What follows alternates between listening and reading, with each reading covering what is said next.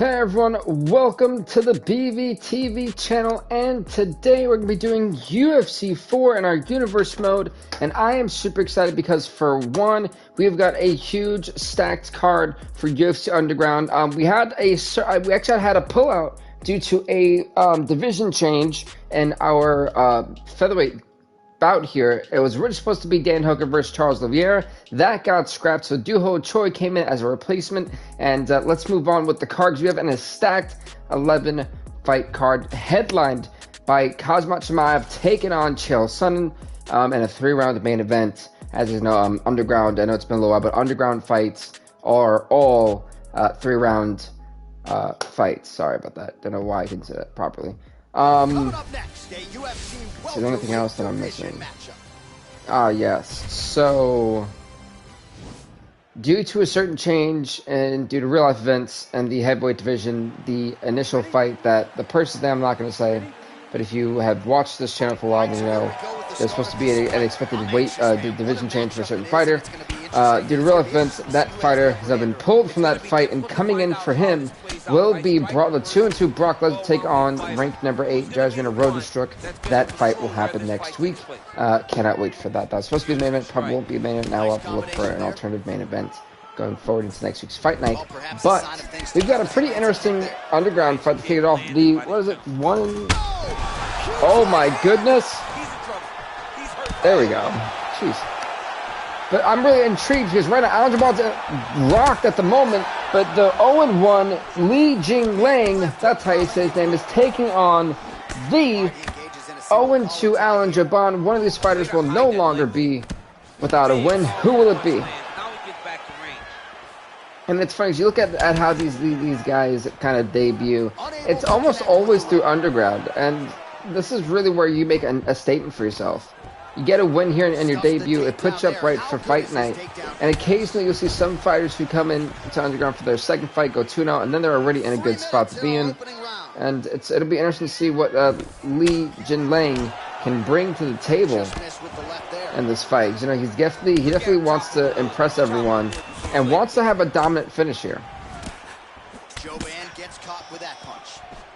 Single collar tie now. I said the early slaughter that he did on Alan Jabon is definitely going to give him a lot of points for this round. And if he can continue to hit strikes at a high volume, he's going to easily win the round. I would say easily 10-9. So those are some nice kicks to the body too. Beautiful takedown. All right, bottom fighter here, maybe looking to hip escape, DC. Going side control. Well, he's staying pretty effective here, fighting off of his back. Nice strike landed there by the bottom by Joban. Wow, he's just kind of like flying through transitions here. It's actually quite impressive to see how well Jin Lang has been able to just constantly maintain. Oh, nice job using his strength there to posture up. We'll see what he maintain his dominance so far. Looking to land big shots from the top. Wow. Oh, and he escapes up to his feet. Very nice. Some nice back and forth action here. Oh, nice job with the knee strike there. That'll wake you up. All right. He thought it would be available. He just knew. Ooh, the uppercut actually rocked him. It definitely did. And he's dropped him right out. This is not a good place to be if you're Alan Jabon. The last couple of seconds left. At least the last minute of this round. He's been absolutely worked. And that nose, we got a nice cut on it too. This fight goes into the latter rounds. He has a commitment to kicking tonight, and it shows. All right, round 2. Wow, they went back to stair kicks for round number 2. That's how you get it started. This fight, for the most part, has been all Li Jin Lang, and I'm really impressed with how well he's controlled this fight. Something he did not do in his previous fight. He looked very sloppy out there. Nice looping punch. And I'm pretty sure some are going to argue that this fight should go 10-8 Li Jin Lang. I'd have to agree. You dropped him twice. Got a takedown too. I mean, and dominated the whole round. And yeah, you can try to say that that Jabon has been striking, and he definitely has. But Jin Lang has just been dominant. Wow, that right punch has been the money weapon for him tonight, and he landed it again. Oh, Jabon finally caught that leg. He's allowed a lot of body shots to get through, and it's not been a good one for all, and dropped him again.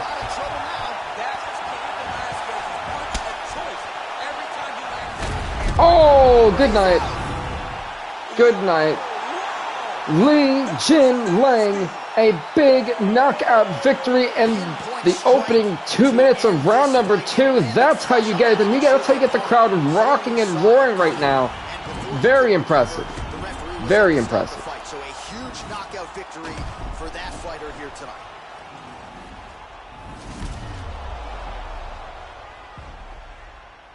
I mean, well done. Truly well done. We said it inside the octagon. Here is Bruce Buffer. Take it away, Bruce. The referee has called a stop to this contest at 1 minute 40 seconds of round number 2. Declaring the winner by knockout. Congrats to Li Jingliang on a big victory. 1-1 in the UFC. He puts Alan Jabon to 0-3. That's, folks, very much the next fight of the night. I mean, that was nasty.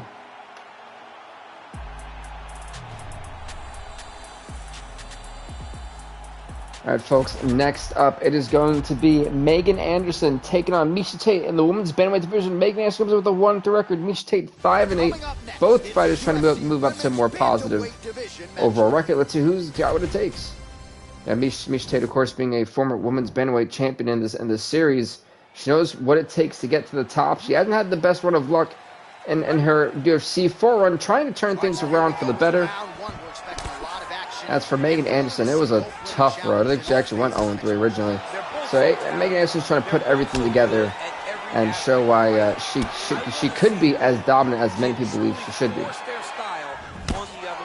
I'm actually going to update Li Jingliang.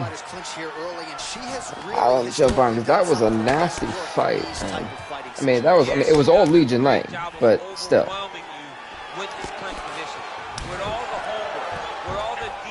Nice takedown. An arm triangle.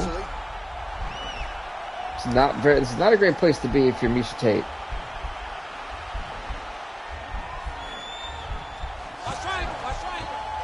Right now, she is fine at the moment. She's not in too much danger. She's got to be able to slip out, and she's able to use her strength there to roll over Megan Anderson, and now Miesha Tate turns it over. Now she's inside control, trying to go for a Mount of Christmas. It looks like, if not, it's trying to hit him in the face.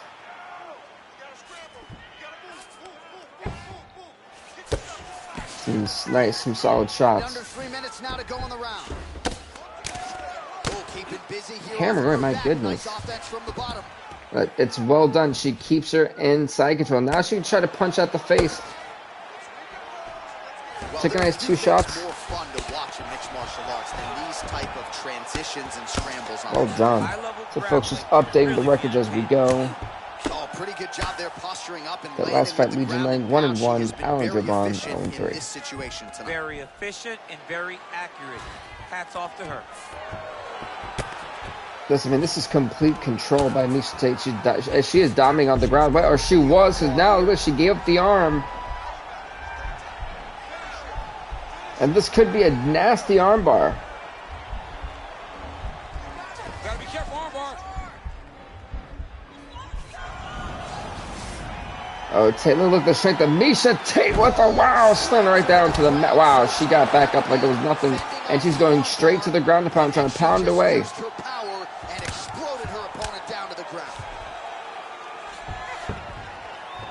I don't want to take my eyes off this fight. I'm trying to scroll down to get to the women's bantamweight division. All right, we are finally there. Awesome sauce. All right, that's for that fight. Awesome. And just misses with that big right hand. See, that's the type of combinations Tate's got to go with. Those 1-2 combinations. They're short but yet effective. She knows she doesn't have the height advantage. She knows she doesn't have the reach advantage. Shot there. How good is her takedown D? And that one certainly found the target. All right, so again, we find ourselves here in the clinch where there are obviously no shortage of round number 2. emotions in here that both fighters still touch gloves. Oh, We're getting right to it again. I'm not gonna. I'm kind of surprised to see both these fighters kind of fighting in this style. You know, Megan Anderson is a beast, but for me, I thought she would try to keep it on the ground and maybe try to go for that takedown. But I've got to agree with John Anik. Tate has been timing her shots efficiently, and it's been working. So why try to change the game plan? Well, she's able to connect on the punch there, DC. Really making good use of. Ooh, that calf kick, that one calf kick, just completely she's landed some good shots, messed up that leg a little bit. That was a real stinger. That's the problem. When you start point fighting and you're jabbing and it's landing, if your opponent's landing more dominant strikes, you run the risk of the judge scoring for him. Get in there, stick your nose in the fight. Don't be afraid to get a little bit dirty. It looks to be that's. Oh my goodness, what a kick! Nice punch lands over the top. See, the crowd kind of went "oh" for that, but I don't think that overhead right actually necessarily landed completely. Tate's hands did look like she was able to block some of it. Again, the fighters clinch here. Kind of had an inkling we find ourselves back in this situation. Absolutely, both of these fighters Let's try for a takedown, but Tate a little bit too wise, saying not taking and turn around now. It's Anderson's on who's on the cage. So I'm waiting for the elbows to come out. Some fighters do like using elbows from this type of distance and from this range, especially when you've got your opponent trapped on the card. But beautiful single leg takedown. In full guard now, DC, and I know when you're in this position, you're looking to pass the half guard pretty quickly. Half guard. She's got one of the best. Whoa, and now there's another armbar coming through.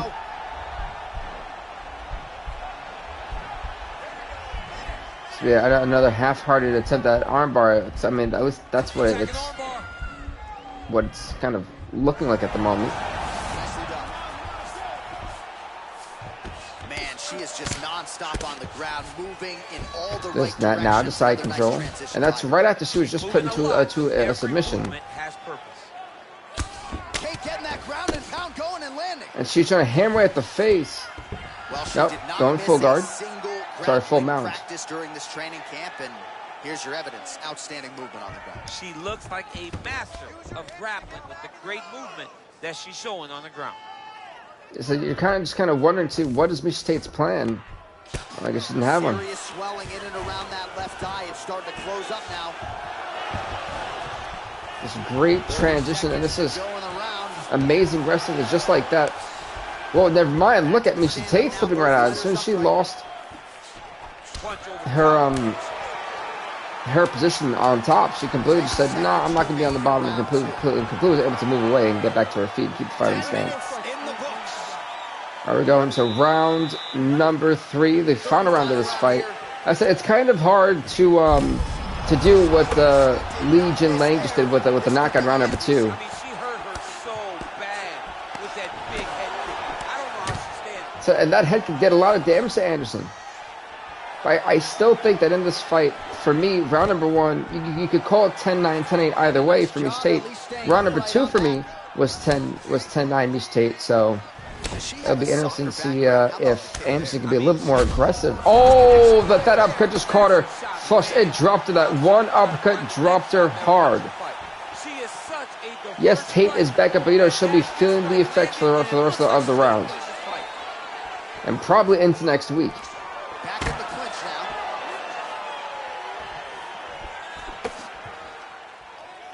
That's a big hook. Whoa!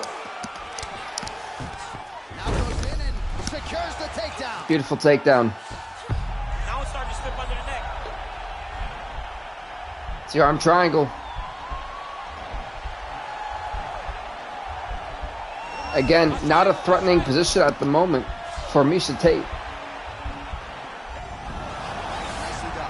Again, great transition to use her opponent's own weight and body momentum, if you will, to not be in inside control. Well done. She needs to try and force the top fighter to make an action, to create some sort of sequence. And we finally seen a bulldog choke last episode, so I was really happy about that. You're on the bottom there. You're just kind of waiting, right? You're fighting with your hands, trying to grasp onto something that will allow you to get up. It's a very difficult defensive position, but it's not impossible. There are many, many ways for you to get back up to your feet. Pinpoint jab. Nice calf kick. Nice job to take advantage of her edge and reach. So he's trying to go for a takedown. Can't seem to get it going. Well, how urgent is this fighter down the stretch? She is really lighting her up now. She found her range in the middle of this fight. And well, yeah, I mean, Megan Anderson. It's about time she's gotten comfortable. It's about time she's found her range. I mean, she's had a lot of advantages going into this fight. Oh, nice job by her to land a knee to the body. Her size advantage certainly helped on that exchange. Oh, big punch land. This is Tate's truly got to go into the danger zone, and just like that, oh my God, she dropped her again. It seems like we are in the final act. Oh no, this is not looking good for Megan Anderson. Miesha Tate looking to put the finishing touches on this fight. It's over. Miesha Tate knocks out Megan Anderson in the final round of this fight. And if we can see more of this from Miesha Tate, you know she'll be having a fun time winning inside the octagon like this. She's seen Anderson was hurt. She kept it going. She kept on fighting. Kept the aggressiveness. Kept her pushed on the cage. Anderson couldn't really go anywhere because she tried to defend, and she got absolutely rocked right then and there. And by the way, folks, Megan Anderson is now 1-4 in the UFC. Miesha Tate 6-8. 4 minutes, 31 seconds of round number 3. Going the winner by knockout, Miesha Tate. Congrats on Miesha Tate on winning the fight. She's now 6-8 in the UFC as we're going to go on to the next fight of the night.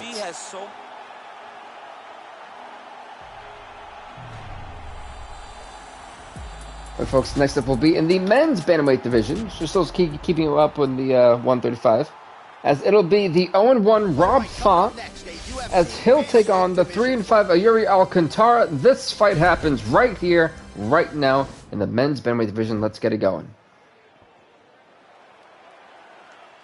The ref for this fight will be Herb Dean. Round 1 is upon us between two of the best fighters. Font in the blue trunks, Alcantara in the yellow. So for Rob Font, going 0-1, making his debut in this series was not the way he wanted to go. Can he try to rectify things just how Legion Lang did with a big victory to open up the card? I think that was way low, and the referee, you should probably go for a cup check. Well, perhaps a sign of things to come. That was way low. My goodness, that was low.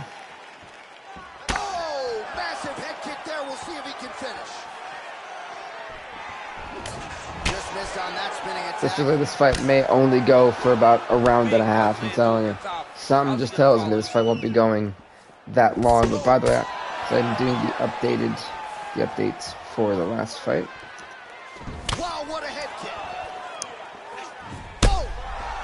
Man, I told you, man, Alcantara. I don't think he really think he's been underestimating his opposition a little bit.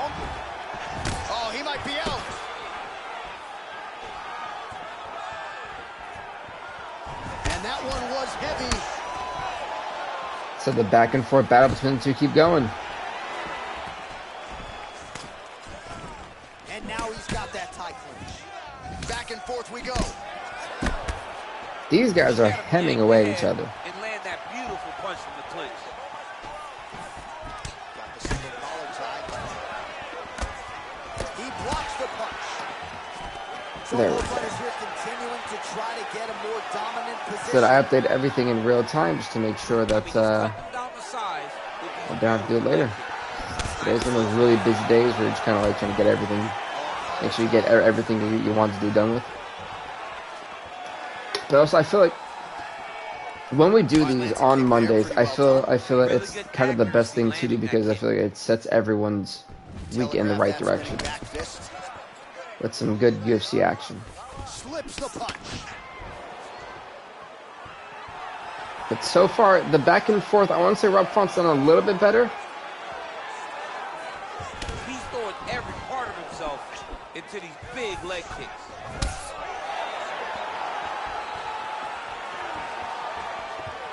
Oh, that's a nice strike. That Alcantara caught Font. And can you imagine for Alcantara, who, you know, is looked at as the underdog here, if he beats Rob Font, you make, oh, nice kick to the head. Another kick to the head, but I said if you beat Rob Font, you make him 0-2. What happened?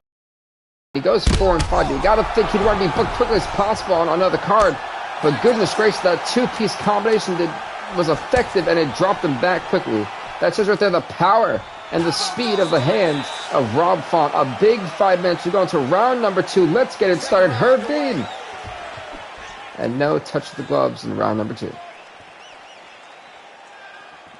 Look at the whip action. He's going for the knees, kicking the knee, kicking the calf. And it doesn't look to be doing as much damage so far to Alcantara. You gotta wonder, when will these swelling start? It's because he's not committing to it fully. Oh, nice knee to the body. Jab. He may float a right hand out there, but he's not Random flying out of nowhere. He really doesn't Alcantara with a quick two-piece though as well. Punch him in the face again. That 37 strikes for Font, 27 for Alcantara. You know, it's a knee. No, he actually just breaks it from the clinch. Gets caught with that punch. Don't be afraid to get that head off the center line. I'm not sure if did he hit the lead leg or the back foot, so I'm not really sure. Nice head kick though. And to the right, he is trying to tag away. The timing is on point. He's doing a great job of mixing everything up.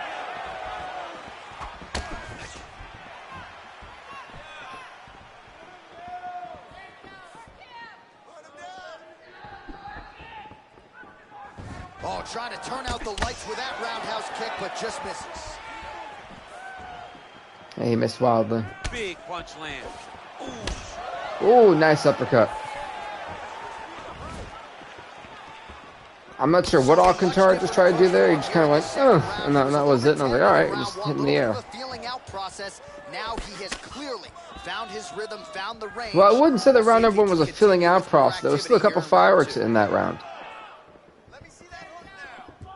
Barely missed on an uppercut. They're missing wildly, but finally starting to connect. Whoa, he caught him. He dropped her on Font, but Font gets up quickly though. Alcantara should try to be cautiously aggressive.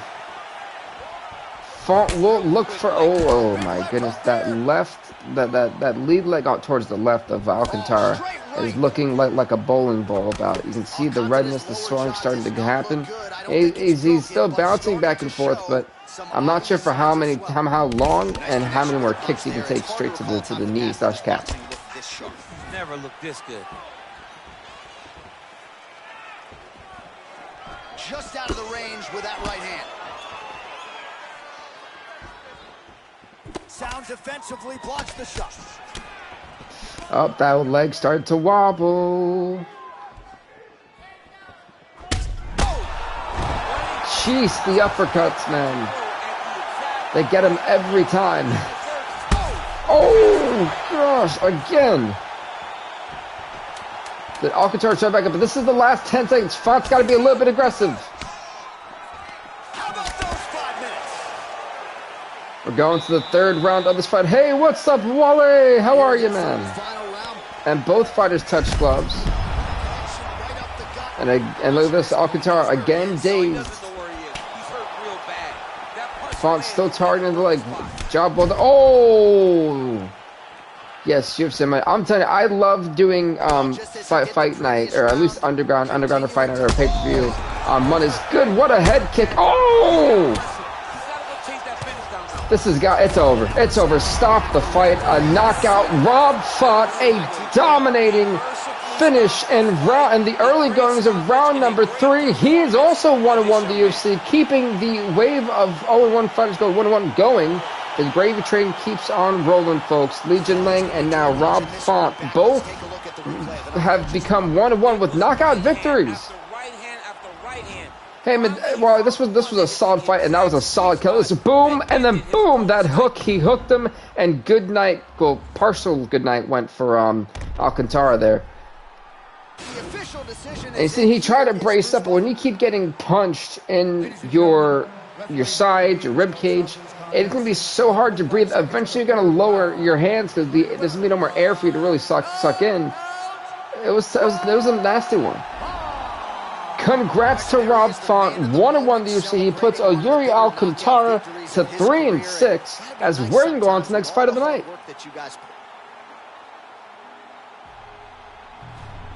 And folks, the next fight we got for you actually was one that happened not the last pay-per-view. I believe 2 pay-per-views ago, if I'm not mistaken. Correct me if I'm wrong in the comment section, guys. But it was for the interim heavyweight title. You ready? So, folks, we have the 0-1 Cyril Gane taking on... Wow, nice kick from... Whoa, the kicks from Derek Lewis all of a sudden. Taking on the 5-7 Derek Lewis, who would love nothing more than to be 6-7 after this fight's over. Lewis for the win. I'm not sure, you know, Cyril Gane is a guy who has it all, Wally, if I'm being honest with you. You know, Cyril Gane's got great wrestling. He can be a submission. He's a hybrid heavyweight, something you really don't see much of in this division, and could be the new wave as well. Then you look at a guy like Derek Lewis, who has got insane knockout power. But the one thing I've always said about Derek Lewis, and I think this statement still stands true today, is that as a wrestler, when it gets to being on the ground, if he's not on top and ground and pounding, I can't see a good outcome for Derek Lewis if it goes to the ground and if he's on the bottom, truthfully. So you're going with Lewis, but I'm not sure. Like I'm, you know, if I'm Cyril Gane, the game plan is to get just like that beautiful double leg takedown, and this is where Cyril Gane, I think, can truly dominate this fight and put this fight away early. He took a shot, he got a takedown. What now will stop? He is hemming away, my goodness. And I think we have to update the last fight too. We should get to that while I commentate on this one. Now, this is the big danger zone, and I truly feel a weak point for Derek Lewis, but Lewis is able to get back to his feet.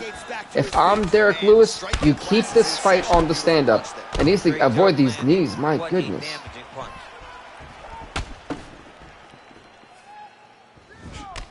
Yeah, it was weird to see Derek Lewis start off with 2 leg kicks. Normally not not the norm for Derek Lewis, I'm going to say. So he hasn't really thrown his hands. He hasn't let loose. Also, when he does, Gane's been able to block him quite well. And both guys really throwing with authority.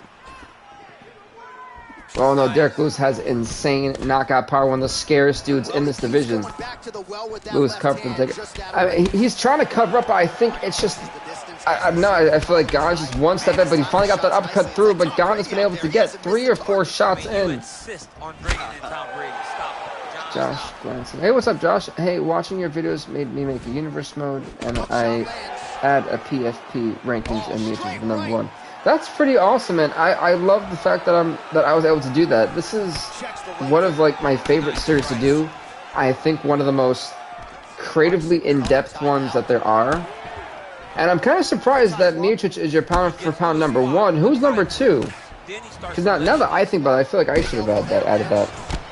See, and I love the fact that people are able to do that and make it their own, and overall just add more realistic layers than I do to this. I think it's really just special. It's awesome. So hopefully it's been as fun for you as this has been for me, because it's been great, because you can't predict this, you know, and I feel like that's what makes it special. It's on paper you can think this guy's gonna win, but you just never know. Sandhagen is #2, really? That's interesting. It's funny because in real life he's got the interim bantamweight title shot right now. That is really interesting. And while this has been a really good heavyweight. Oh, whoa, wait, cup check, please. That is the second time I thought there should have been a cup check. I thought that shot from Derek Lewis was a little low, a little too low. That's the speed that Derek Lewis needs to be striking at right there. Nasty front kick, man. That is your soda. I mean, come on, man. Let this guy have the whole thing. Trying to see here. We just did. Keeping busy, doing great work. I don't remember the fight we just did. Oh, it was Rob Font. There we go. I was like, why can't I remember the fight we literally just talked about? Tonight is Raw and is on draft. I'm looking forward to the draft. It's been interesting with the story that's going into it from SmackDown. But look at this, Sirigan just got off of a massive shot that really did rock Derek Lewis, and now he's going for what I thought was an elbow. Those elbow strikes truly are knockout shots, so Lewis has got to be careful. He's definitely been rocked a little bit too much in this round. He's really starting to land a high number of strikes here in the second round. No denying that he is. Rob Font, by the way, 1-1. You're off Alcantara 3-6 for that last fight. I've got all my sheets here to give me all the information. Not there. There we go. Perfect. Ooh, big shot lands. I love being on track. So, by the way, folks, for my college football fans, I'm currently working. Oh my! That's it. That's it. He's gonna finish him. He's gonna finish him. No way. How did Lewis survive? The way he hit on the floor, I thought it was over. This is not good for Derek Lewis. My top 5 is Miocic, Sandhagen, Adesanya, McGregor, Shevchenko. That's a really good mix. But before I add to that, I don't even know how Derek Lewis is hanging in this fight. I think he should have been done. His back is now flattened. He's at the mercy. Oh, this is it.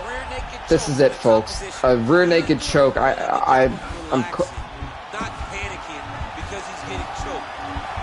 I want to talk about more about your pound for pound, but I think we're about the end of this fight.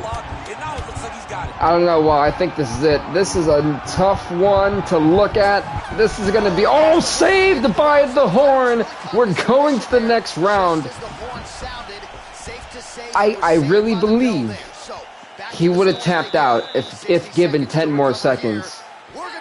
We're going to round number 3, folks. The final round of this fight. Oh, wait. Oh!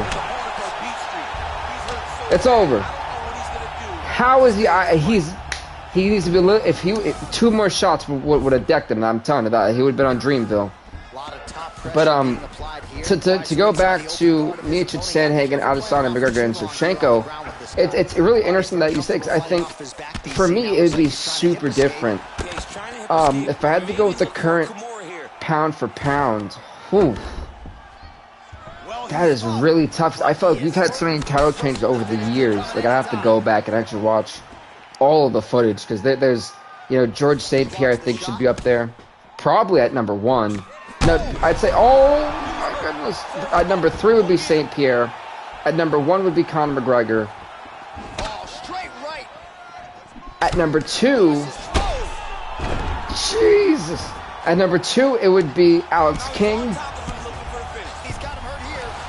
How is he surviving? Goodness me. WWE wants Conor McGregor back. Do they really? I mean, after all he said about WWE, I'd be surprised. I thought he was like blacklisted by them, like banned from them. Folks, I'm not sure how Derek Lewis has hung on this long. You have got to show the absolute respect for Derek Lewis. I mean, he has taken a butt whooping in this one. Oh, I think he's going to give up the arm. Yeah, he gave up the arm. I mean, talk about the resiliency, but this is kind of a halfway done armbar. I mean, Lewis has had a great job trying not to give it up more than he has. And Derek Lewis is able to escape the armbar. I think at number 4. Gets up again here, but hurting. Sorry, I have to read this. Number 1 would be Conor McGregor. Number 4 would be George St. Pierre. Number 2 would be Ronda Rousey. Number 3 would be Alex King. And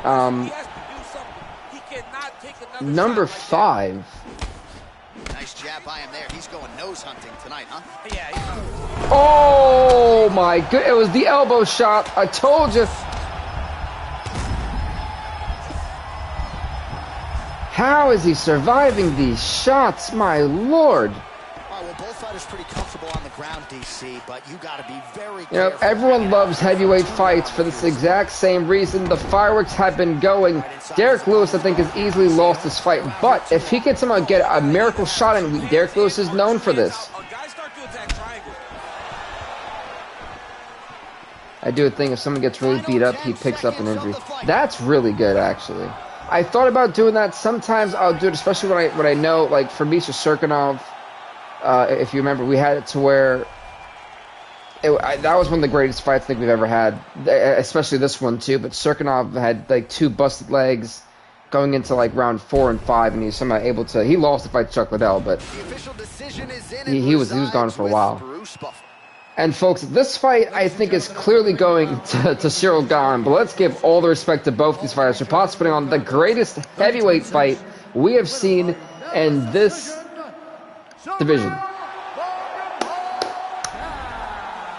I think this was a no-brainer. Congrats to Cyril Gane. He also becomes 1-1 in this series. While your man didn't win, but I think he earned the respect of everyone in attendance in Las Vegas in the MGM Grand. That was impressive. Yes, Derek Lewis does go down to 5-8. Cyril Gane is 1-1. I don't know how any other fight on this card's going to top that. That was amazing. Next up, it'll be for the women's in the women's fight division. Vivian Rose 1-2 will take on the 2-4 Layla Young. This fight's next. Damon Mergala, the referee. Lewis, good try, guy. It was definitely a try. That it definitely was.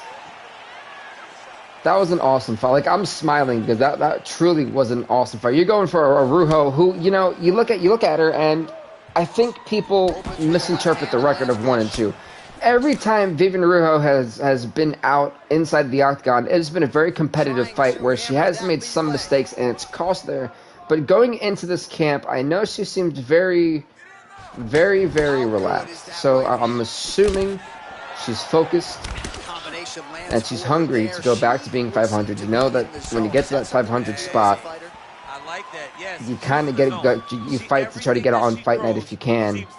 And I look at Underground as just the way for fighters who have not been on a good run to try to bounce back. And the same can be said about Layla Young. She has taken her opponents to the distance more than twice already in her 6 fights. So, she's got heavy hands. She will come back from anything.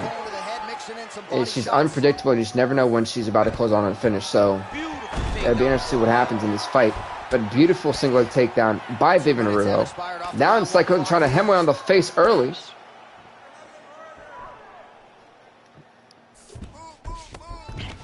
For those of you who don't know, this is actually amazing. I love sparkling water. This thing is it's by Clear American, I think. Yeah. My favorite flavor is black cherry. 0 calories. Good stuff. That's my free promotion for the day.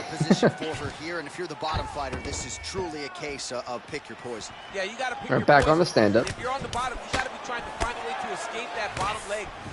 Oh, let me actually run down to you guys the events that we're gonna have coming up later this week. Tomorrow I don't have any content coming out because a nice head kick, because I start my new job tomorrow, so I don't really know what's happening there with that schedule. But Wednesday, assuming everything permits, I do look to do a NBA 2K22 stream for my NBA 2K fans. We'll be doing that on Wednesday, and on Thursday for my college football fans. We're going to be doing NCAA 12. I didn't feel like buying 14, and 13 was like nowhere to be found, apparently. What a shot! For example, Moreno is out because he has a torn ACL. Oh my goodness. Oh my lord. She's doing a great job. Whoa. She is so active. How long is he out for? Or how long has he been out? Those things can last from like 6 to 8 months. Whew. And Brock Lesnar number 1, Ronda Rousey number 2, Cumberland number 3. That's interesting, Wallace. So if that's your pound for pound, for this series at least, that's really interesting because I know Brock has came in 2-2, has had very tough fights. And actually, speaking about Brock Lesnar, he is going to be filling in for a man I don't really feel like mentioning due to real life events that have happened recently inside the mixed martial arts world. So Brock Lesnar will be the replacement for next week's heavyweight fight against ranked number 8, Yarsrina Rosenstruck. That'll be an interesting main event. I thought about pushing it down, but I figured that was going to be the said fighter who's been replaced was supposed to fight Rosenstruck on his heavyweight debut, moving from light heavyweight, but change of plans. So we've had to adjust a couple things, especially on this card as well with the featherweight division. It was supposed to be Dan Hooker And due to a late the division change, I wasn't aware of it until the game made an update and took him out of the featherweight division. I had to move him up to lightweight, which means Duho Choi was a replacement. He's coming in to fight Charles Oliveira. And that'll be later on in this episode. Just a couple big updates there, but going back to what we were talking about with college football. So basically what I'm doing is I'm going to skip from 2011 to 2021. Yeah, no, yes. Uh-oh, is my thing not there? I need that working. Good. Like, that's all my records. So, knowing that we're going to, he's been out for 2 months, he's been out 2 months, out for another 7 months. Oh my. And come on, Arua. You know, Arua hasn't done too bad, Wally, but going back to what Josh was saying too, that's 9 months. Whew. Poor Brandon Moreno, man. Poor guy. That's gotta be awful. But no, you know, well, I think Vivian Arua, she's done pretty well. I think this fight has been not as explosive as the last fight, but both these fighters I think have done a great job in terms of closing the distance, and it's been a very back and forth fight. But I definitely feel that maybe Arua can be a little bit more aggressive, but she's also got to be smart about it too. So for a single takedown did not happen, as Young was able to regain her balance. But you are ready to land in combination. Yes, Kato, I feel like I had something to say. I was like, I completely forgot for a moment. But the really cool thing. Oh my goodness. She rocked it for a moment there. Oh. And she misses with the left punch there. Oh, there it is, right to the outside of that lead leg. She lands the yeah, and that leg really did some damage too. That kick to the calf, man, I'm telling you, they are brutal. People do not understand how nasty it is to get kicked in your calf full force. So eventually, if the first shot, second shot, third shot doesn't do it, that fourth one definitely will. Especially if you're a guy or a guy or a woman who kicks very, very hard. She is certainly doing that. What a punch.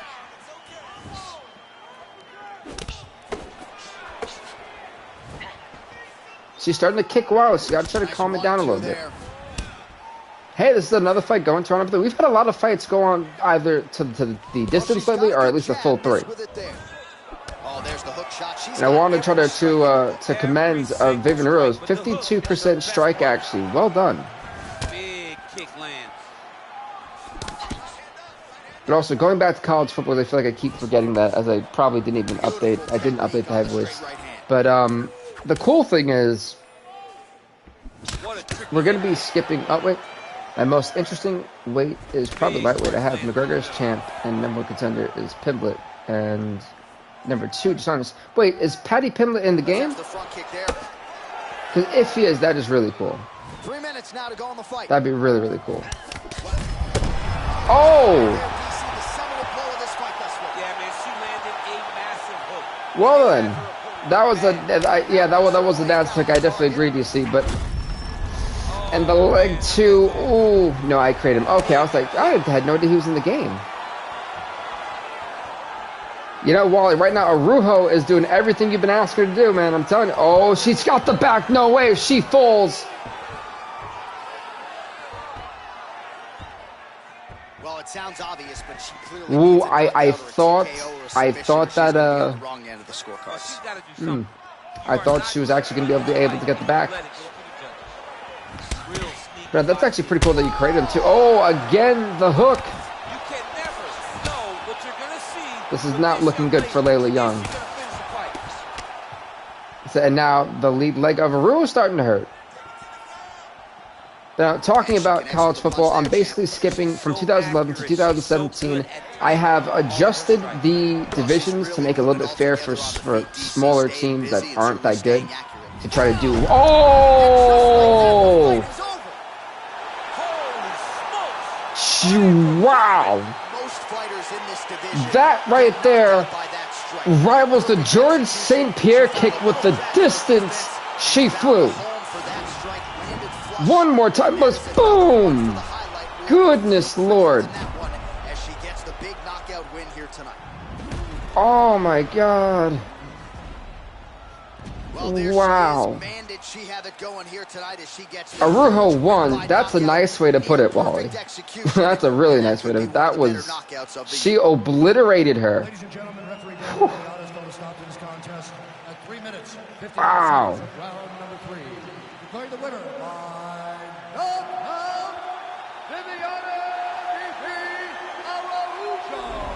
Congrats to Vivian Arujo. She is now 2-2 in the UFC, back to 500 she is.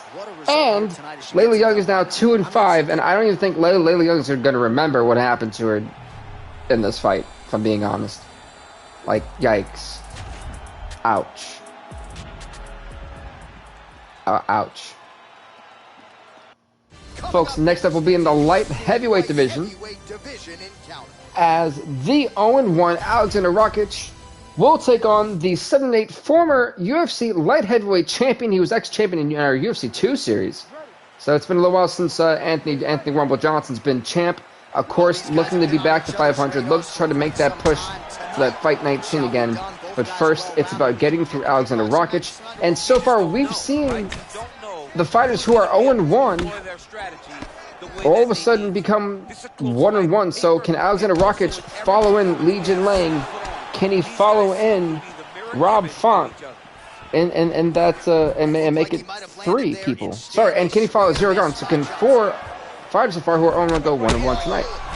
And I know that Wally was going for Anthony Rumble Johnson. I think there's a lot of experience, a lot of pedigree. You know, rooting for a former champion is absolutely right. I think that's a very well done pick by Wally. Hip over when he throws that kick. But also, I should probably actually update the last 2 fights. I feel like it's gonna take me forever to get through this college football one because of how awesome these fights have honestly been. So if we ever get that slow period during this, like the perfect time to do them. I've been realizing that. So we've updated the fight card. Let's update straight right, he misses. Rankings, under records. 5-8. I said I'm liking the fact these guys are going back and forth too. Connects with a right hand, pretty good punch that one. Nice right punch by this young man. Yeah, it's always good to see fighters going punch for punch. I think that right there is really awesome to see, and that's exactly what these guys are doing. Timing his shots well here tonight, DC. It's hard to recall him being this accurate. I mean, he is so there we sharp. go. And not only is he accurate, he's also... Yeah, I realized when we look at all these records, we have had a lot of fights, you know? Like, it's really cool to see it. Nice land.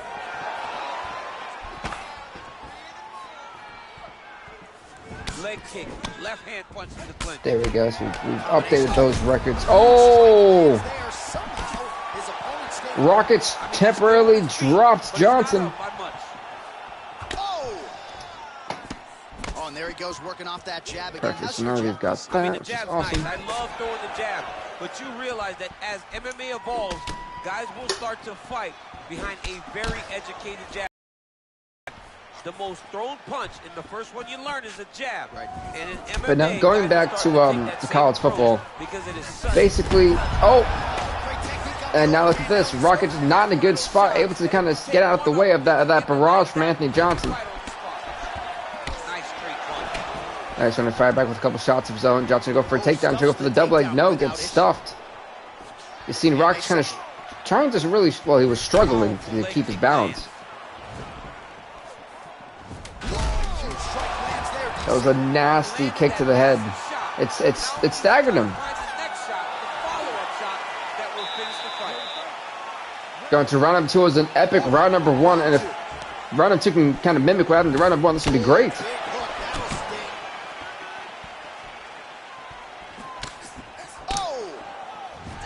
My God, is Miocic. He has successfully defended his title 11 times. Wow. 11 times. Oh my God! Oh my goodness, what a fight.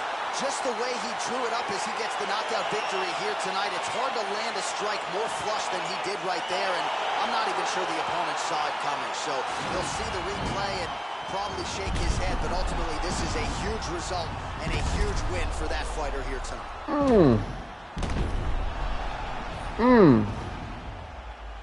So a seminal moment for him here tonight as he gets the huge knock. Now we go inside the octagon. Bruce Buffer with the official decision. Oh my God, that was probably the most lethal knockout we've seen in the history of this channel.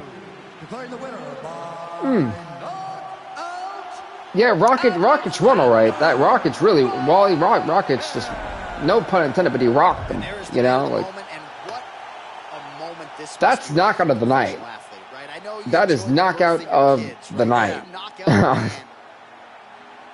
The flying knee, that was picture perfect. You know, like that was just, that was it.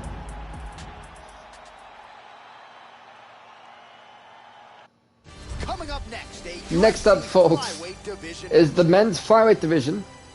The 7-10 TJ Dillashaw will go against the 0-1 Devin Barry. Dillashaw's kind of been on tear, beating everybody at this point.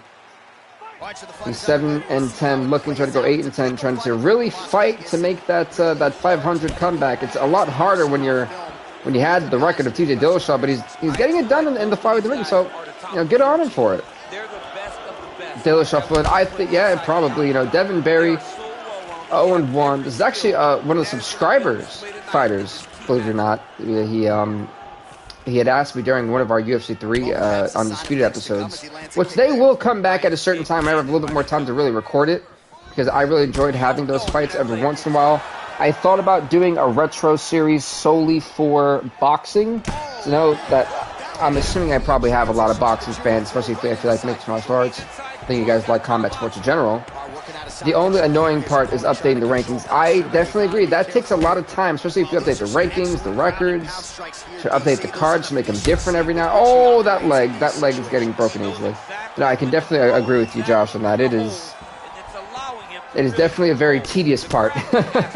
Very tedious. But I was thinking probably doing a series on this, but I didn't know if EA Sports was coming back with a boxing game anytime soon, so I've been trying to hold off on it for as long as possible. I do know that EA Sports is coming out with a college football game. I really don't look forward to getting it if it's going to be anything like Madden, if I'm being honest. When is W2K20 stream?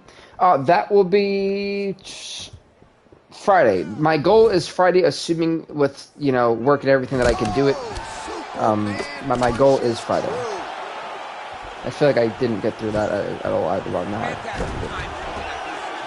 so my goal is to eventually, on my off time, start streaming late at night, because I am a night auditor, which means I have like the graveyard shift. So normally 2 p.m. is like my nighttime. When I wake up that same day, it'll be like 10, 11, and yeah, at night. So that's when I want to try to stream like games that aren't part of our series. I just have like random streams for them. And okay, Friday, cool. Yes, I definitely look forward to Friday. Oh, nice kick. But yeah, I definitely look forward to Friday. I feel like we've done a really great job so far in the build-up. I do want to apologize for what happens with the internet kind of cutting out towards the end in the main event. That was a big rivalry fight. I see you're a fan of football. Yeah, kind of. I've definitely lost a little bit of touch with. I lost my love with Madden. I love football in real life. Big Buffalo Bills fan. Madden to me hasn't been. I play this Madden. That looks really sad. I feel like really old now when I say this. I played Madden 12 more than I did Madden 20.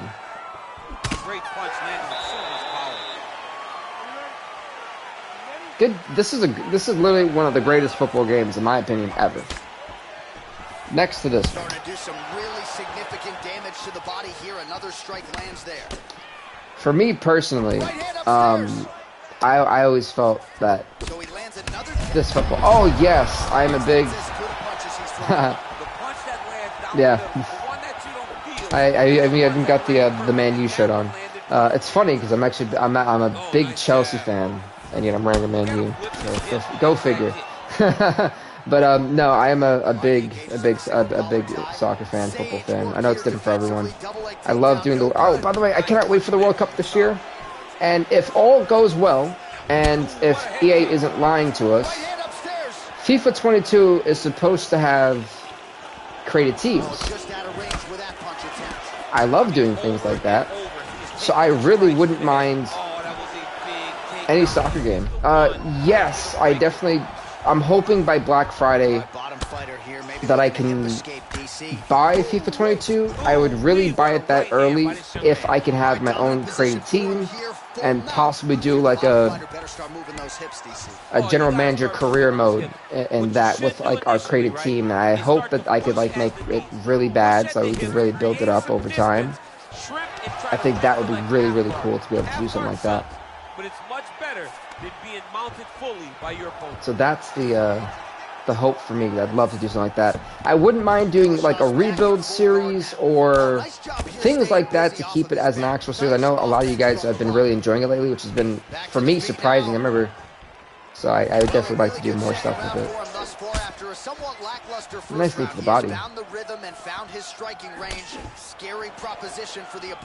So there's like just a couple of things just to kind of like ponder about, I think, for me in terms of what I want to do with soccer next or football next.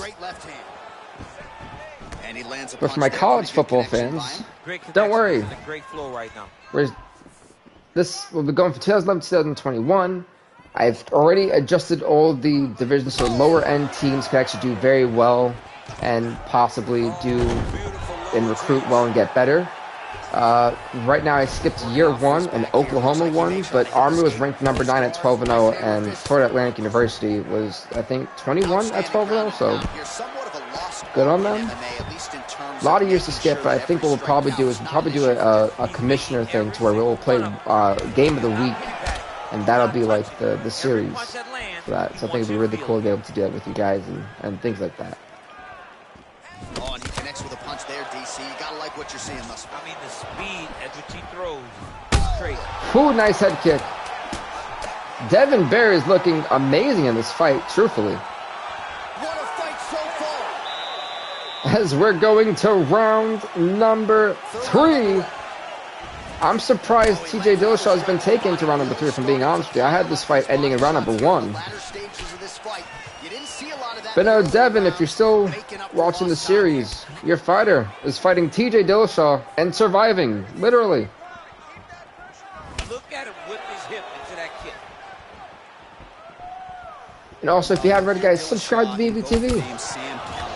And that's a guy who has handled his diet, his strength and conditioning. It's amazing to think that TJ Dillashaw ever made 125 pounds. Really speaks to his work ethic. This is TJ. Now let's see. This is where you really don't want to be with TJ Dillashaw's on the ground. You know, a lot of people think that TJ has a really great stand-up. I disagree with it. I think he's a phenomenal ground fighter and a great wrestler too, man. He's a lethal wrestler. And this is like the lion's den for Devin Barry. Yeah, it's funny. Devin Barry is in an interesting company. If this thing would stop. Thank you. Cyril Gahn, Alexander Rakic, Legion Lane, Rob Font. Those 4 guys. Wait, Gahn, Rakic, Font, Legion Lane. So there's someone else. Is there not? 4. Oh, no, 4. Okay. So 4 of them. All 4 fighters are 1-1 now. Devin Barry has a chance to kind of ruin the journey for TJ Dillashaw and possibly make him go 7-11. For Devin Barry, he'd be the 5th fighter tonight, which would set a record, by the way, for how many fighters hit 500 in an Underground episode. We've never had that many. So if Barry could be the 5th fighter to do that, be really impressive. We still have more fights in UFC. Yes, we do. Yes, we do. We have the middleweight main event, the lightweights, the featherweights, and the women's strawweights.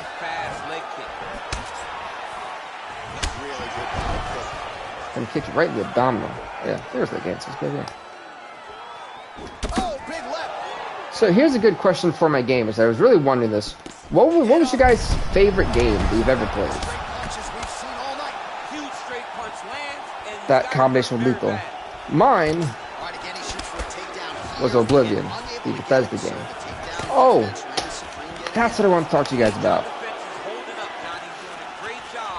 So, I have good news for Xbox fans. I know it's like completely out of the blue. Good takedown by TJ Dillashaw. We're going to a decision. I'll save that announcement for after this fight. This was a good fight. I do think Devin Berry did enough to win it 29-28, but this could go either way. So I'm interested in seeing what the judges have to say. Judge 1 scores the contest 29-28 Bulldog. Judge 2 scores it 9-28 Dillashaw. Okay. And Judge 3 1-1. scores it 9-28 for the winner by split decision, Bulldog.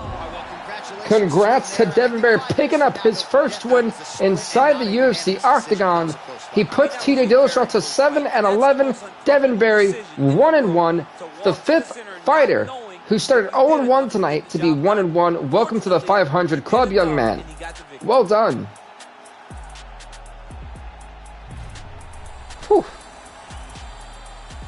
Next up, folks, we'll be in the women's short division as the journey, the climb for Rose Namajunas continues as the 6-8 Rose Thug Namajunas will take on the 6-7 Ronda Marcus, who would love nothing more than to ruin the road to 500 for Rose Namajunas and put herself back to now a 500 record, 7-7. So this is a big fight for both these fighters. Rose Namajunas, we have been on an incredible journey. She was not winning many fights. She was really struggling, truthfully. And for her to try to come back the way she has, it's been purely amazing. Her and Joanna Jędrzejczyk, as well as not Joanna. Is it Joanna? I believe it actually is Joanna. Yeah, sorry. Her and Joanna have been on an amazing journey trying to get back to the 500 level, to being at a decent record, you know. And to see those roads end, it would be really hard to, I think, for me to watch, but and to commentate on. And their fights haven't been easy. That's one thing. Right now, we have seen the best of Rose. Let's be honest, we have. My thing is, how long can she keep that form? And having Ronda Marcos, who is really good on the ground, I think people underrate her abilities. This is a true test for Namajunas, so I'm really looking forward to this fight. And when this fight was made, I was really excited for it. That super punch did land, as I'm actually going to update the featherweight records. And you know, it's funny, I look at the featherweights, man, and I have realized the featherweights need, the flyweights need a big boost and superstars. This is a nasty, this could be a nasty arm triangle. I got to the point, Miocic fought a ranked 10 Santos for the title. Oh no. See, I have tried, let's see, what I try to do to avoid things like that is I'll try to put different ranked fighters against her. Yes, you may have, you know, Miocic versus Arlovsky 3.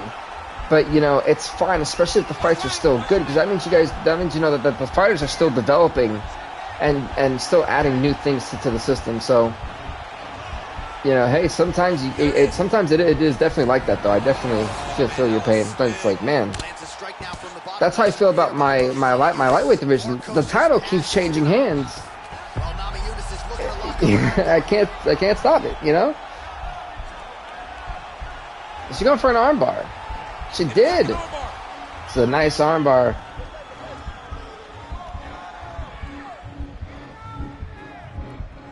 Rose, she's in a good spot. Oh, wait a minute. You hear the fan saying she's going to give up? That's great. That fan is a true fan. Because he was cheering her on. She's gonna give up. That was great. I forgot to update light heavyweights in the other one. Yikes. Good UFC. I'm not picking winners, just watching. I feel you, Wally. Honestly, I've done the same. So I realized, like, if I pick winners, they never win. So like I try to like give the honest opinion of how I feel about both of them. I feel like it gives them the best shot. By the way, Anthony Johnson, for those who don't know, is 7-9. Rockets 1-1. And it was the flyweight fight we just had. Let's make sure I have this check on that. Trying to fight on Devin Berry. There we go. 1-1. Well, the right hand has been there for her tonight. Now the women's flyweights. Not that time. So internally, I'm not gonna lie to you guys. I am definitely cheering on Rose Namajunas throughout this fight. I would love to see the story continue. You know, she's so close. It's hard not to cheer on. There are so many options to dictate and control this exact position. There we go. Oh, whoa, that is a weird glitch. She's not even holding her. That's weird. Oh, now she's got that tie clinch. Appreciable damage could be coming. Stuffs the takedown shot there. How good is her takedown, D? So I used to have my Gatorade with me when I did this, and now I just kind of keep any like water or carbonated water that I have. She's got to find the confidence to know that all that repetition, all that work with her boxing coach is going to pay dividends inside of the octagon. Nice hook. Striking has ever looked better, DC, finding the range with relative ease. So I don't think we've had a submission victory yet on the episode. I feel like we've had knockouts and decisions only. That was a nice spinning body kick from Namajunas. But I will say, as much as that is not a front, especially if she can try to start twerking the arm and going like this and bending it. I'm not very flexible, so I can't really do it, but nice job by her. Nicely done. I'm good being. I hope everyone is. It's been a crazy world the past almost 2 years. It's been a crazy world. She has certainly picked up the pace here in round 2 and starting to find herself in the pocket a little bit. She was a little hesitant in round 1. Oh, that's what my Xbox announcement. So my plan, not this year. I doubt I'll have the money for by this year, but by the end of next year, I do look forward to having an Xbox Series XS, the really small white machine. Because I already have the PS5, but there are going to be some games because the PlayStation exclusivities are starting to get really heavy because of the console war, and there are games that I would like to play that I won't be able to play on the PlayStation that Xbox has. Notably, anything Elder Scrolls related that I can mod out. That's been a big deciding factor for me. Is games like that. Halo's coming out. I've always been a big Halo fan. I'd like to play that whenever that comes out. So it's just certain things that I would love to do that I won't be. All of our streams are going to be on PlayStation. That's never going anywhere. I'm a PlayStation guy for life. But for me to make premiere content, I'll do it off of the Xbox for like anything modded out. That's kind of like my goal with the Series S or X or whatever the heck it is. So that was kind of the big Xbox I want to talk about. Oh, nice job, nicely done. That was a decent guillotine. Where's PS4? My PS4 is somewhere over there. I honestly don't remember what I did with it. I have a super fight maybe coming up, depends on who wins, but Conor will be in it, but Till versus Usman depends what happens. You know, I was looking to plan my first super fight, and then Alex King dropped the belt. Well, first it was Demetrius Johnson dropped the belt, then when Johnson regained it and then defended it, Alex King dropped the belt. It was a hot mess. Okay. Yeah, well, I was like, I still have it. And then never fear, it's still there. Sound strike on the ground. All right, she postures up here, DC. We'll see if she can get the Marcos. I think she's going for another armbar. Not an armbar, Kimura. Apologies. Again, kind of a halfway done Kimura she's trying to attempt. It hasn't really been done to much. But no, I think for you that would be great to have that super fight. I think Usman versus Till would be interesting. I think Usman wins that fight, but I think it goes a full 5 round. Well, it depends if it's a title fight or just a regular 3-round fight. So, or probably a main event on a fight night. So if it's those two, 5 rounds, I think it would go the full distance. If it's 3, I still think it would go the full distance. A nice guillotine that seems to be she's trying to apply on Rose Namajunas. Oh, nice guillotine there. Oh, nice job, nicely done. And again, I said the submissions for Marcos, they've been barely effective. Like, let's be honest now, they haven't really done much, and I hope the judges see that these submissions have not been all that hard to get out of.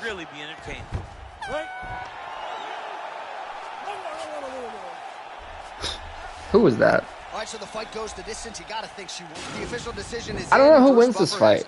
Like, I guess you can say Marcos because she was active, but so was Namajunas. So I don't really know. 30-27. 30-27. Okay, so there was a clear winner. Rose Namajunas, the journey continues. She is now 7-8 in the UFC. One more win away from being 500. Ronda Marcos, 6-8, is the name of the game for her. But congrats to Rose Namajunas, man. This is a big win for her. It's for the welterweight title. Till is champ. It's his second fight for them. Oh, even maybe Till wins. Okay. That would be, I didn't really see that happening. I didn't see him actually beating Usman at all. Realistically, oh. That's interesting. But folks, our next fight will be in the lightweight division as the 3-4 Mark Jacasey takes on the 2-3 Jim Miller. This fight is up next. Ready? You ready to fight? Well, these guys have been on each other's radar. Jacasey in the red, Miller in the blue. No, none of these guys are touching gloves. And I find it really interesting because, whoa, beautiful spinning kick. Cool fighters in this. Oh yeah, Mark Jacasey is one of the more interesting fighters. And UFC 3, well, we had about 4 or 5 split UFC 3 series, which I do apologize for. I was really trying my hardest to enjoy that game. It was very hard to at first because it was so stiff and robotic. It was tough to play. It was tough to play, tough to watch. Luckily, they fixed that in this game, and it's been really good. And submissions aren't overpowered, which is great, too. They really found the perfect balance with this one. And Jacasey still holds one of the biggest victories ever in the history of this channel when he got a technical knockout by blowing out the calf of Conor McGregor. Yeah, you heard that right.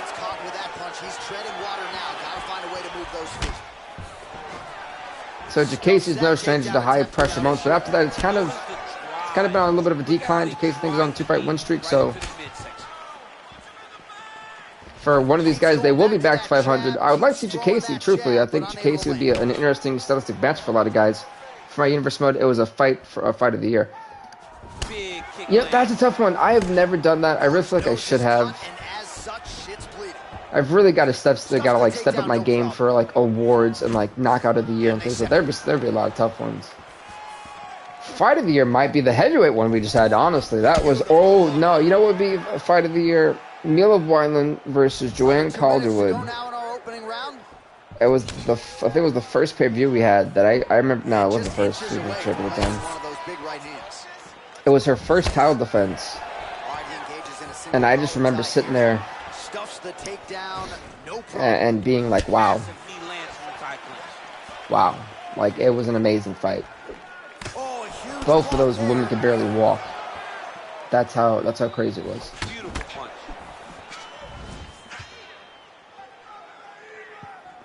All All right, so he lands another jab now, just snapping that thing off, DC. I believe that the jab was lost in mixed martial arts. All right, it looks to be, this is like, this is Mark Jacase's fight to win. Oh! They kicked him in like the liver. You don't want to get to the ground on Jim Miller. He will tap you out. Ooh, that was nasty. Oh! He shot him with the elbows, and he is bleeding profusely. I think through the nose? I think. 10 seconds left in round number 1. The right hand is the dominant. That's how you end a round. Complete domination. Well, not a complete domination, but definitely that round goes to Mark Jacase. He looked strong in that round. To do the results for the last fight. Jacase's strike attempt there is blocked. Well, I'm an identical twin. 2 is better than 1. Might as well double up on the jab. He did so effectively there. Doubling up on the jab, and you see his opponent's head popping back every time it lands. There we go. So there's that. Oh, nice connection. If you didn't know, Rose Namajunas 7-8. Great time to land that punch. Ronda Marcos 6-8. What's it, lightweights? I should have not missed in the chat. Nice leg kick land. Okay, good. And boom. Single collar tie now. Mark Jacase. Try to establish that jab. Perfect. But it's funny because typically around this time, I would talk about the main event. Actually, maybe it wasn't. It's between Usman and Till or Woodley versus St. Pierre. Whew. You know, George St. Pierre holds one of the greatest knockouts. It's hard. That one's a tough one. He's in the top 3, but he originally started the greatest oh my god knockout I've ever seen. And George St. Pierre as a fighter and as a champion was just point blank amazing pound for pound. So I feel like, did Woodley do well in that fight? I've got to ask. Did he do well in that fight? And it's beautiful double leg takedown here from Jim Miller. If at first you don't succeed, you try again. And this guy is the poster boy Goodness for gracious. that saying. Because he shot many takedown attempts, and he finally has secured one. Oh, he's trying to go for the arm triangle. Not good for Jacase. Transition to an arm triangle to try to chase the finish. Woodley KO'd St. Pierre. No way. Wow. And he's out. All right, working inside the closed guard now. This is That's a shocker. against this opponent. Because I didn't see that happening. And that's what, again, that's what I love about doing it. Because, like, when you just... When you sit there and you just kind of watch the fight and you it's really interesting. I feel like, and this is not a knock or anything to anyone who like plays the game. I enjoy watching these fights a lot more because I feel like when I'm playing, I'm so focused on trying to do just one thing. For me, that it doesn't work, you know. Well, there goes Dana White over there. And folks, can you believe Bruce Buffer is 2-0 in our series? Like, I was looking through his records. I was looking through records in general. And Bruce Buffer is 2-0. He's beaten Dana White and Vitor Belfort. That was the thing. So, uppercut there blocked by Miller. Was definitely shocked. That should be a Halloween special. I could just see it happening. Like, just... Yes. I think that would be great. Oh, our Halloween special this year will probably be Dead by Daylight. I think I'll bring it back for this month. If not like the last 2 weeks of October. Well, this is some serious pressure from the top by Miller. Well, hard to win fights in mixed martial arts from the bottom, but nice work here in that position by Jacase. All right, great position for him here. He's got the full mount. I'm at UFC 276. My goodness. You are far ahead. Good job, though, man. It's fun to get that far. I think for us, we're at 68 now. UFC 268. Because So, then which they I'm can really keep enjoying. going. He's got to drop his hips, be really heavy at the opponent's base, and then just start to work. Make the opponent give his back so that he can try to get his chokes Right off, now, Jim Miller has really find great controlled ground this control, round very patient, phenomenally. such a dominant position. Saying when you get on the ground with Jim Miller, you're in for a long, long night. Pressure being applied here as he works out of side control. All right, so inside the open guard of his opponent. You got to be careful playing around for too long here on the ground with this guy. Beautiful movement, hip work on the ground almost here, a mounted just outstanding with crucifix. the transitions. He is not staying in one place on the ground, and that's very important. All right, he's got side control here, DC. You know, he's got a lot of different submissions in his arsenal once this fight gets to the ground. Well, you know, I don't like the gi very much, but I Going for the going for an arm triangle. Looks pretty tight, DC. I'm no Brazilian Jiu-Jitsu black belt, but maybe not good here. No, it looks like it's getting in Here's the deep. one thing I will say though, is that these submissions haven't been that effective. It's kind of similar to the last fight we had with Ronda Marcos and Rose Namajunas, to where if an average person that watches this will think, oh well, these submissions look like they're hurting, or look they're doing something significant, and when guys are that quickly able to get out of it, it's not that effective. So I'm kind of glad that the judges saw it the last round, and this fight could be going a full 3 rounds as well. So it'll be interesting to see what the judges decide. UFC, honestly, that is like the greatest chant. Whenever COVID, the pandemic, all this stuff is over, my goal is to go to a UFC event, because I've always watched on TV, I've never actually been to one, which is like a goal of mine. This is a really close fight. All right, so the fighters go the distance here tonight, but it went a whole lot better. All right, the official decision is now in. Here is Bruce Buffer. This is tough one, because you can say round 1 and 2, 1-2, Jacasey, but you can also say round 2 and 3, 1 to Miller. 928. For the winner by unanimous decision, Jim. I guarantee you, round number 3 went 10-8 Jim Miller.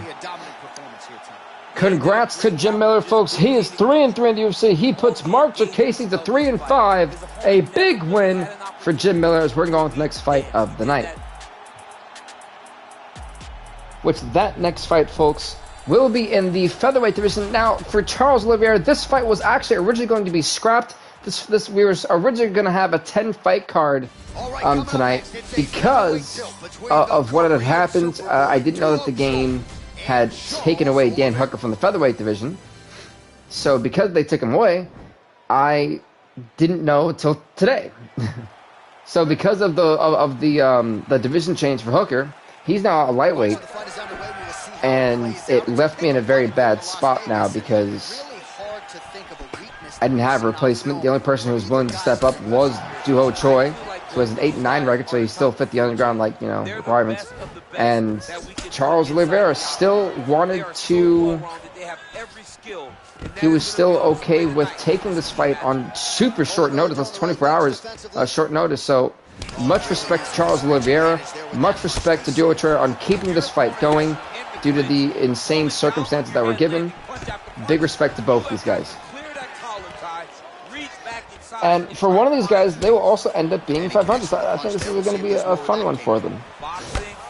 Can Duho Choi become 9-9, or will Charles Oliveira go 3-3? Wait, Duho Choi in the red, Charles Oliveira in the yellow. Jones in the second meeting. I mean, great job of getting in close and throwing that uppercut. For those takedowns, not really working. I love it. I hit him with a ton of them. Mouthpiece came out. Mouthpiece went flying. We love you, John. It was one of my nicest and most fun moments. Let's see. I'm updating the lightweights as we that straight speak. punch knocked his head in the wrong direction. Make sure I don't miss Really any putting his opponent comments. on notice. Oliveira gets caught with that punch. He'd be wise to get those hands up. So Mark Jacasey 3-5, Jim Miller 3-3. Whoa, hello. Opponent could be out of here soon, DC. He's almost done. I mean, when you get Yeah, that was a nasty shot. You don't know whether to run, hide, grab, or wrestle. He's confused. He's as confused as he was on his first test in elementary school. There you go. And a nice job at least staying upright on that. That is updated, which is awesome. Everything is awesome. Let's see what he can do. I don't know the rest of that song. 20 total strikes have landed for Charles It's really bad. Oliveira. Staying busy clinch to avoid a separation.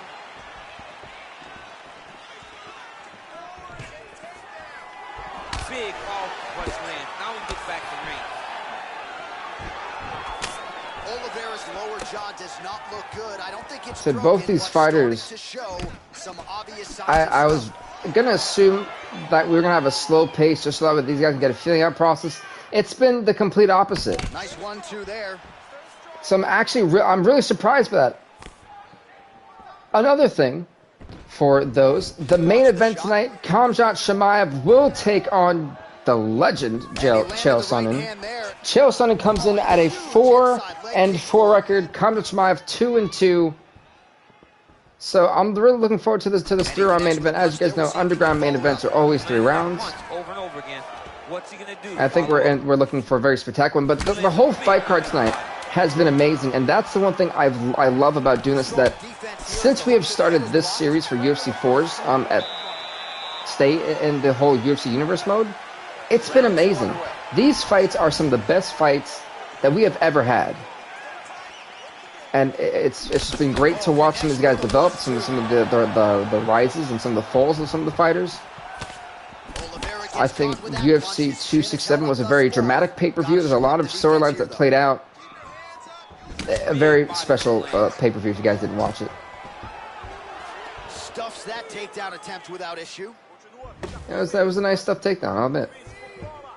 Well, he's been Said we still haven't had a submission victory, by the way. Still haven't had one. I think that's been really interesting because this guy has to have when are we going to get one? You know, we've had decisions and knockouts. Nothing of like the latter. Gotta be finding that confidence in his mind that all the reps in the training. There's a nice check. Oh, it's a nice little 2-piece too. Beautiful jab by him there, really taking advantage of what is an obvious edge and reach. All right, he's trying to control posture here. Another one good fight. I just saw. I knew I'd missed something. Yeah, well, it was definitely a good fight. I was really impressed with with how well. With how well that lightweight fight was. It said I thought Jacase was winning it for the majority, but here goes another submission that seems very meh, you know. So I'm kind of confused on what's really going on. And he's out. While looking at a side control here, his opponent trying to control posture, but you got to be careful here. Yeah, definitely agree. Well, though that lightweight fight was a lot better than I expected. But this Doo-Ho Choi, oh, he was doing kind of well, but then ate a couple of knees to the body. We love the weird glitch. Finally gets the takedown. It wasn't for any lack of effort, but finally that shot was good enough to get his opponent down. I don't know how many times, John, I could have watched this guy shoot takedowns. So I didn't expect to see this much of a ground fight, of a wrestling fight. Here in his pursuit of the submission, another attempt here.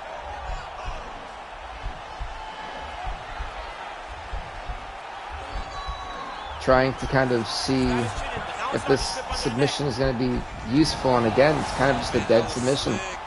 It's they're not really being able to do much with what they're given. Kind of is what it is. Submissions haven't worked tonight. It's weird, you know. Any attempt to get past his guard. All right, he's hanging out inside the closed guard of his opponent here, DC. You got to be careful. All right, rubber guard for him now, DC. Nice rubber guard.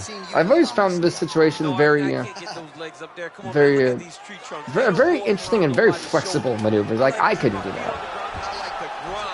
That's what I'm known for. But this guy has that dexterity. He has that ability to throw up the rubber guard, to be able to threaten from a position where his opponent was trying to find connection by him there. Oh my God. That was an insane kick to the face. I was not expecting that kick like that. That was some aggressiveness. Just screaming about underhooks somewhere. Yeah, he loved. I mean, but he's right. He's so right. Trying to like fight off my allergies are great. If you're on your back in the half guard, one thing you can't be is flat on your back. You need to be up on an elbow. Right. Looks like he's got the north-south choke.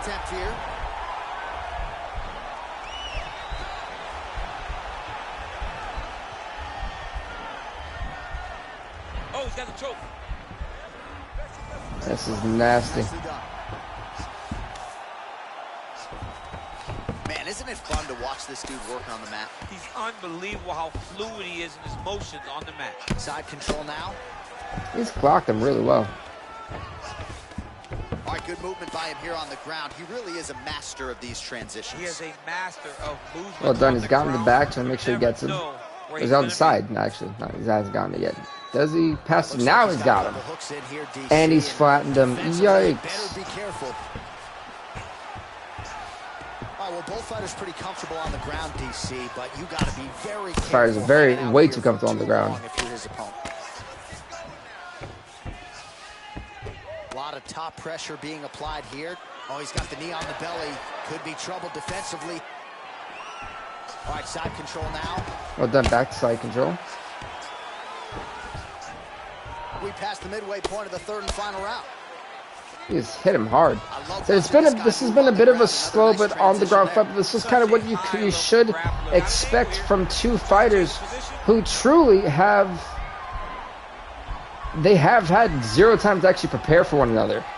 You know, one wasn't even looking for actually fighting, and then for Oliveira, this has been a fight that he took on short notice when it was supposed to get scrapped because of a certain situation. This has still been impressive between the two. Yeah, he's not. Troy refused to tap out. Back into his comfort zone. Well, this is exactly the sense of urgency you're looking for. Try to take the judges out of it. He is like huge connection there. Dude, Troy's been rocked and rocked hard.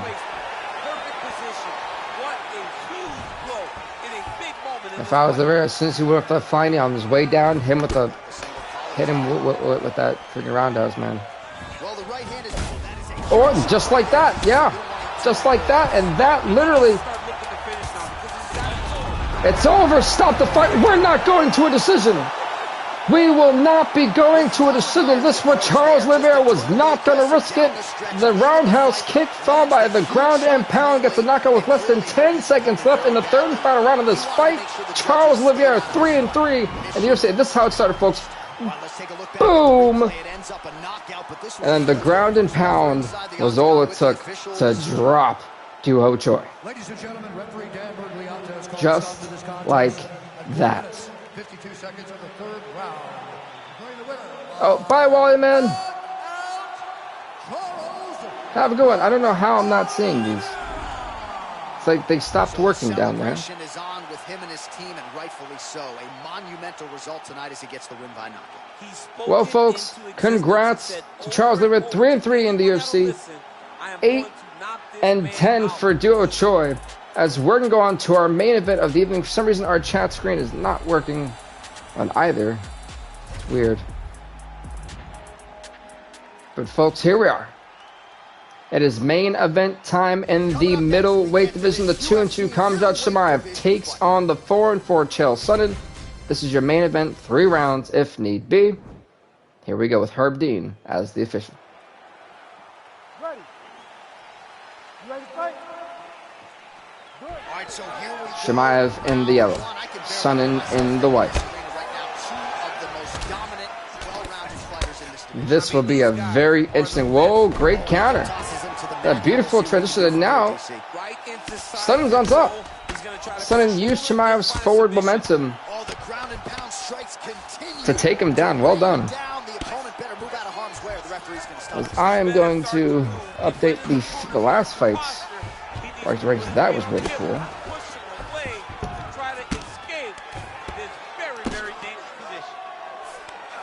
Well, you see all the grappling repetitions here. Just beautiful movement, seamless transitions. I'm like hawking that chat screen just to make sure. Around the country. Well, there are few things more fun to watch in mixed martial arts than these type of transitions and scrambles on the ground. High-level grappling can really be entertaining. Oh, nice work from the bottom. Middleweight is the last one that we have. Ground and pound strike there now. Trying to make sure there we go. Chael's back Perfect. in full mount. I mean, how many can he take? Yeah. All right, so you got to be careful playing on the ground with this guy. You don't want to mess around for So too we've long. updated all the records rankings and the card up to this point to the main event. So we are right on to where we need to be, which is perfect. And we've got an interesting main event, but now we've gotten seems to be more on the ground. So we've had some explosive fights now. They've really been awesome. But Chimaev has been absolutely dominating. Oh, on the ground, Sonnen may be looking to try to end this fight.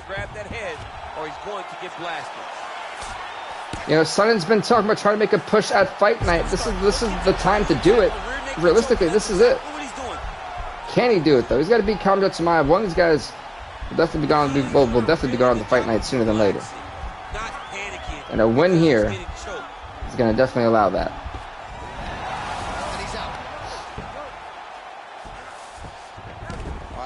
Fighter here, maybe looking to hip escape, DC. Well, this great counter to that submission that he was just put into now, an arm triangle.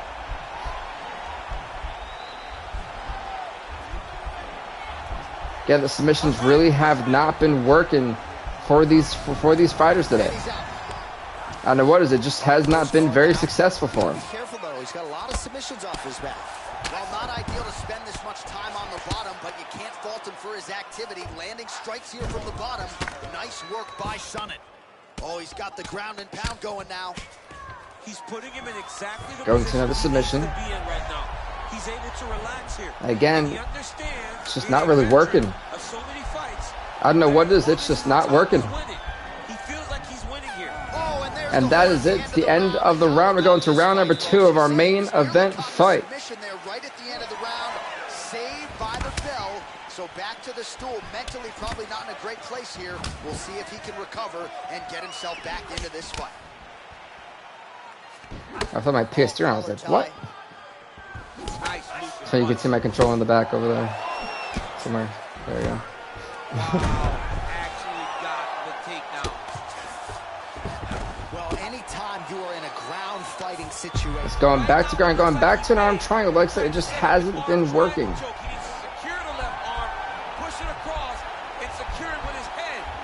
It's just not been an effective maneuver. Submission, these guys, it's like these guys are just way too skilled for these submissions, it looks like. I don't know. Well, you got to stay busy on the bottom. He's doing it here. Nice punch. Running when these guys are going to possibly decide to go on the stand, because like these submissions are not really working for him. The fighter reverses position there on the ground. Unbelievable position change. Chimaev's, I think, left eye already kind of getting messed up too from all the shots taken. 3 minutes and change to go in round 2. Now Chimaev, so he's got to cover up. Well, working pretty effectively from the top here. Nice ground and pound by Sonnen. All right, back to this vertical base. All right, he'll engage in a single collar tie. He lands a switch. Ooh, now he's got the tie plumbed in. Nice knee. On the other side, what are you trying to do? The hip toss as he takes him down. Yeah, nice judo hip toss. Right into side control. All right, so inside the open guard of his opponent. You got to be careful playing around for. He's going to start trying to move to a submission here. It looks like he's trying to attack an arm triangle. It is not looking good for the submission on time. I mean, he's kind of got to flatten out, but overall, again, it's just halfway done submissions. Well, you know he's comfortable fighting off his back. And both these guys are going for him left and right. You would think that would help one of them, you know?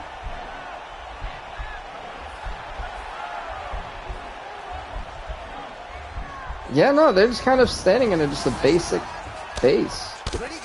It's weird. We know submissions have been very effective for most people who use them. So Hammerfist trying to throw. People have gone away from this style of fighting. This man has embraced it, and you are seeing why he's one of the best that we've seen do it in a long time. All right, well, both fighters pretty comfortable on the ground, DC, but you got to be very careful hanging out here for tagging the bias. What he basically really needs to do. Oh, really nice work. Truthfully, there hasn't been much action in the first 2 rounds. It's been very stagnant. Yeah, another submission that really doesn't go anywhere. And we're going to the 3rd and final round of the main event fight. Hopefully a little bit more action here and a little bit more standing fighting, because obviously the ground is not getting it done for either of these fighters. Standing and going at it is really the only way this fight's going to we're gonna have a winner for this fight. I mean, this is a hard fight to really say who's won. I think maybe you give it to Chael Sonnen. Look, he's been a little bit better. I don't really know. It has, like I said, there hasn't been enough action for me to truly have a clear-cut winner. So the judges are gonna have a tough one. This one's we're once again back on the ground where nothing productive has truly happened. Keeping busy here off of his back. Nice offense from the bottom. Beautiful move. So it is my job to be very critical Just outstanding with of the fights that happen. Not staying in one place on the ground, and that's very important. He jumps on a headlock. We call this a nice little headlock. And if you're not careful, you Could try to switch to arm triangle.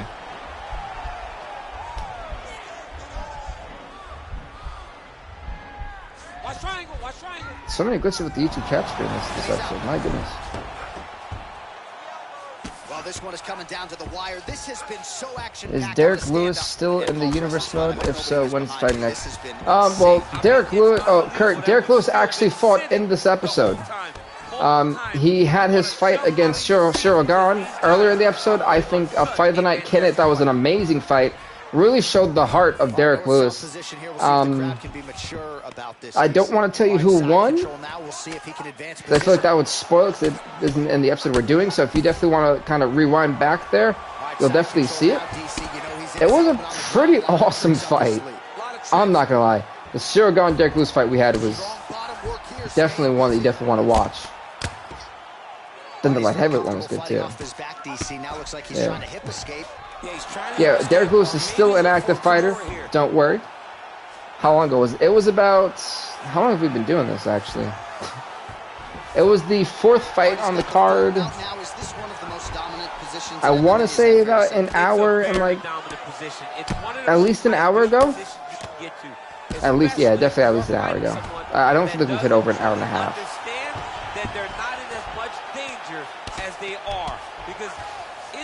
Oh, hopefully that helps, Kurt. But yeah, the other guys who have been retired are Dan Severn, Khabib, and Dan Henderson. Those are the only 3 guys who have actually been retired in the series. Everyone else still an active fighter on the roster. What a way to switch the position. Fantastic movement. So I think this is like a wrestling dream fight between these two, but truly the submissions have not been there. And we've got 20 seconds left in the main event fight. Final 10 seconds of the fight. And that is it, folks. I'm really not sure who wins this. I think Chael Sonnen. I think. I'm really curious on who they pick. Ladies and gentlemen, after 3 rounds, we go to the judges' scorecard for a decision.